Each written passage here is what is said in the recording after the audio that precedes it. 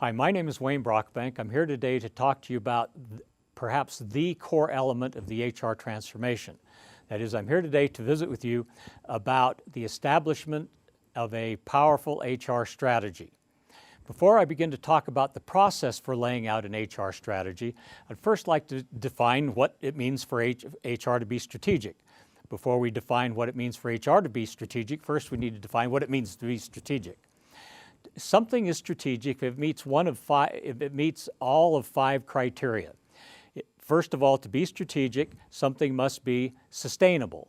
It can't just be short-term, it has to be sustainable. Second, it has to add substantial value beyond that value which the competitors can add.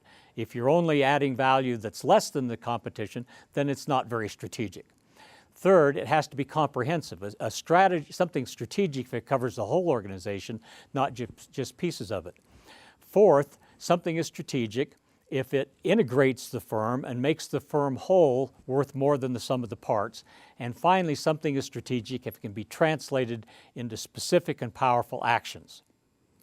The question is then, what is it that HR does that meets all of those criteria of being integrated, comprehensive, adding value beyond that of the competition, that is sustainable and is actionable?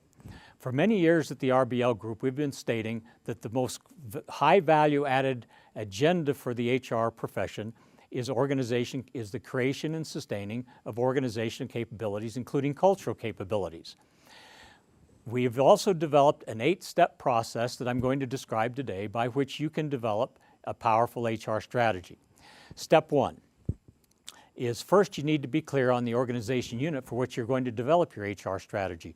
Are you going to develop the HR strategy for a business unit, for a plant, for a division, or for the corporation as a whole? That has to be clearly designed and specified. The dangers are that if you don't get that right, then you can be in all kinds of trouble as you go down the further steps in designing your HR strategy. If you make, for example, the assumption that you're in a highly disparate company, highly diversified company, where the differences far outweigh the similarities across the businesses, then you'd better start your HR strategy logic at the business unit. However, if it's a large integrated corporation where the similarities outweigh the differences, then you're safe to begin your HR strategy logic at the corporate level. The second step is you must then have a clear and precise prioritized definition of what's going on in your business environment. What are the trends that we face today, and where are those trends leading us to in the future? With the assumption that nothing we do on the inside matters unless it finally results in positive cash flow from the outside. Third, then we have to translate those external requirements and expectations into what we do on the inside. That is, what is the business strategy? What are the ways in which we choose to compete as a company? Fourth, once we understand the business unit, the external environment, and our business strategy, then we're in a position to define what are the organization capabilities we need to have. What are the organization capabilities, and what kind of a culture do we need to have to make those capabilities a reality?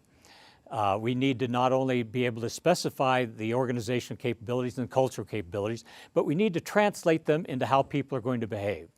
The question that we like to ask ourselves as we help clients to define their HR strategy, specifically once we've defined the organization capabilities that are required, we then ask the question, how will people behave differently in the future than they do today if those capabilities were being executed at an ideal level? So those organizational and cultural capabilities finally have to be expressed in terms of what people do. Then the fifth step is we not only need to define what the capabilities we need to have more of, but we also need to define what we need to have less of. And that's step 5. Step 6 then is to have a clear definition of which of our HR practices are currently being designed and delivered to make those capabilities a reality, and which are not.